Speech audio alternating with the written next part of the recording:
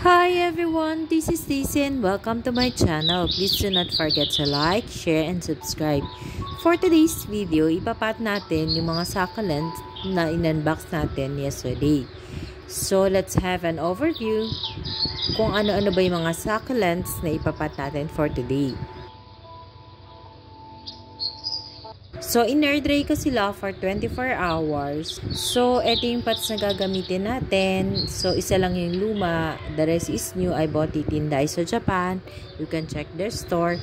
And then, as you can see, yung butas ng pot is masyadong malalaki. So, instead of using mesh tape, I rather use or put pumice stone on the bottom of the pot para hindi maubos yung soy mixture na gagamitin natin. So, medyo mahirap kasi pag ginamitan natin siya ng mesh tape. Kasi parang may nakaharang dun sa bottom na mataas na.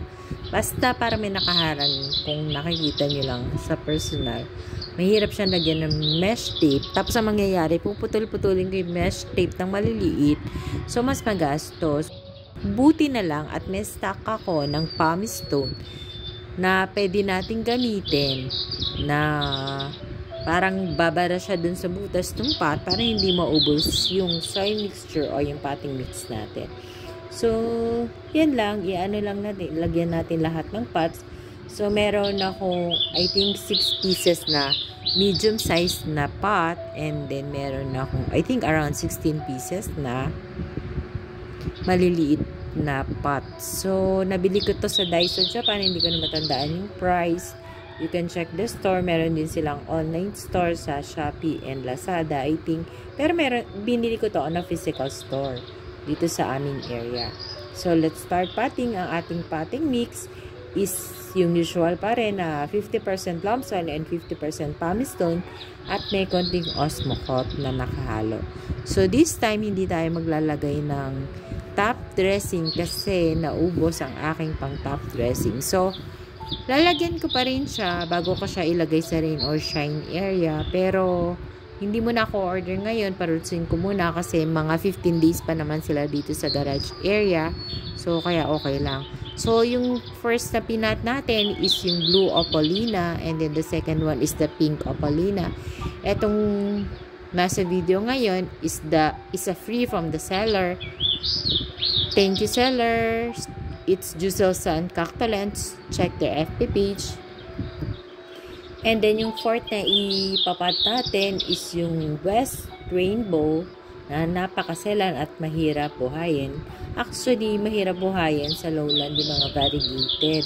Pero meron namang ibang nakakabuhay. Pero sa experience ko kasi, nahihirapan ako kasi manipis yung kanilang mga leaves. Tapos, mas gusto ko kasi yung succulent is nasa rain or shine area. So, right now, I am potting the Tomentosa Milotti. So, lush na siya. Tapos, lagyan lang natin ng stone sa tabi kasi natutumba siya, hindi pa siya rooted. So, eventually, pwede nating tanggalin yung stone pag rooted na siya. So, yung nahulog na leaves, ilagay lang natin dyan sa tabi ng kanyang pot kasi pwede siya magka-baby kasi matured naman. So, ito namang next one na ipapat natin is a surprise from Sissy Mitch. Hi, Sissy Mitch. Please subscribe and watch her video. Everything nice at Mitch. Succulent love. So, marami kayong matutunan. It's very informative at napakabait ni Sissy Mitch. Sugar jelly pala yung binigay ni Sissy Mitch. So, pa-surprise niyan. Hindi ko alam na may pa-surprise siya. May binili siya kay Juzelsa and Cactolents and sinama niya dun sa box ko. Right now naman, I'm potting the Poldensis. Pero yung Poldensis ko kasi dun sa rain or shine area is shiny. This one, medyo dull yung leaves niya. Parang hindi shiny yung leaves. So, the next one that I potted is yung pa-surprise din ni Sissy Mitch. Thank you so much. Ito yung variegated Mibina. And then, the next one is the Echeveria Kissing. So, ayusin lang natin para mamaya. At then, pag natapos tayo mag-pot, alam nyo naman na piniflex ko mabuti yung mga succulent. So, yung sumunod sa kissing is yung, I think it's an agavoid. Di ko alam yung name, pero pa-free din yun ni seller. So, the seller gave us 2 free. Then, the next one that we potted is the Lilacina monstrous. So, pag sinabing monstrous, medyo makapal yung leaves niya sa normal na Lilacina. And then, the next one is the Gypsy. So, yung Gypsy, first time ko rin nagkaroon nito. And then, the next one is, hindi ko na matandaan yung succulent ID. Pero, kung panoorin niyo yung video ko yesterday, binanggit ko yung mga succulent ID nila. So, ito naman mga nakalimutan kong ID is more on Echeveria sila. So, medyo magkakamukha kasi kaya nalimutan ko. O, ayoko naman magsabi. Tapos, mali naman. So, the next one is Hagay.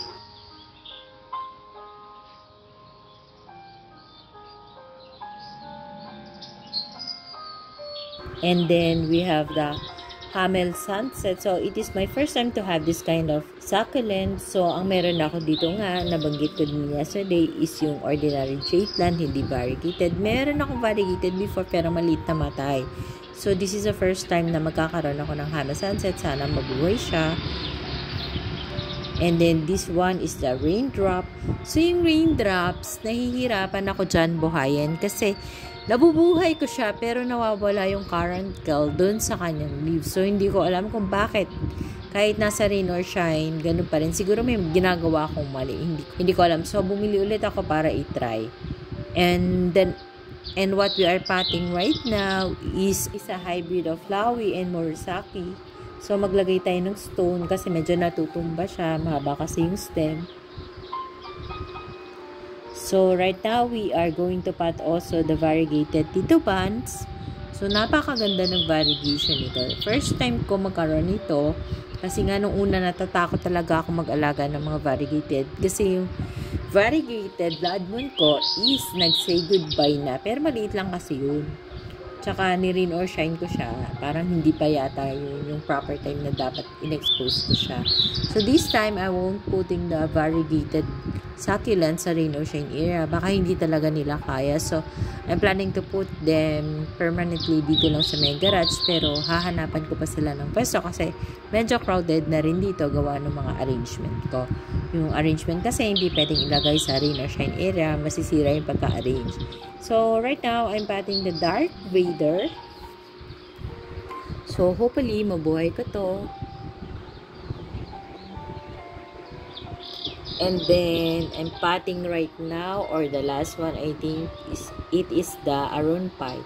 Sabi nila, mabait daw sa lola ng Aron Pie. So, it is my first time also to have this. So, para pala siyang choco moonstone ang itsura niya. So, we're finally done. But before I show you all the potted succulents, I want to shout out Chuselsan Cactalens. Thank you, seller, for all the free and healthy plants. And thank you so much, Sisi Mitch. Everything nice at Mitch Succulent Love. Please subscribe to our channel and watch her video. Thank you sa pa-surprise mo. So, we're finally done. Let's have a closer and final look at each succulent that we have bought from Chuselsan Cactalens. Enjoy watching!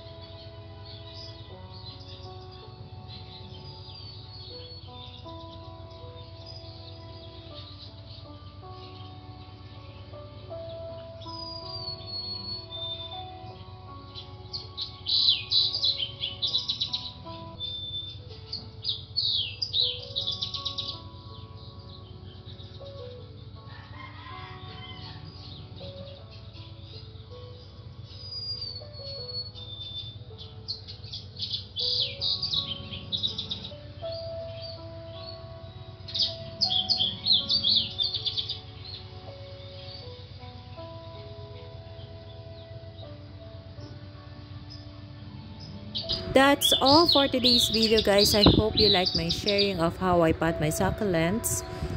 Thank you for watching. Please do not forget to subscribe and share my video to your family, friends, and relatives. Bye for now. See you on my next video. God bless us all. Bye.